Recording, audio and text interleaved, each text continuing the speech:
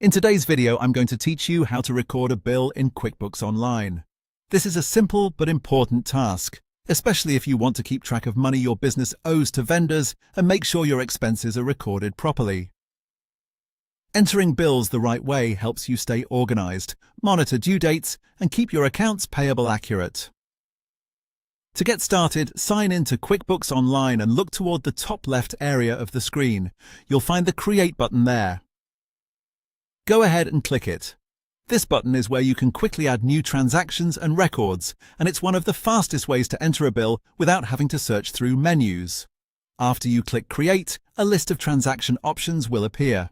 From that list, select Bill. This will open the bill entry screen where you can record what you owe for a product or service you've received but haven't paid for yet. This is useful because it separates the date you received the bill from the date you actually pay it, which gives you a clearer picture of your financial obligations. Now, enter the details of the bill. Take your time here and make sure everything matches the bill you received. Typically, you'll want to include the vendor information, the bill date, the due date, and the expense or account details associated with the charge.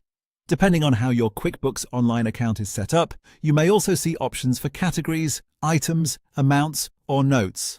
The key is to enter the information accurately so your records stay clean and easy to manage later. Once you've reviewed the details and confirmed that everything looks correct, click Save. Saving the bill records it in QuickBooks Online and adds it to your outstanding bills, so you can come back and pay it when you're ready. This also helps keep your bookkeeping up to date and makes reporting much easier. And that's it. Recording a bill in QuickBooks Online is a quick process. Click Create, choose Bill, enter the bill details, and save. If you make it a habit to enter bills as soon as they come in, you'll have a much easier time staying on top of payments and maintaining accurate financial records. Thanks for watching, and I'll see you in the next video.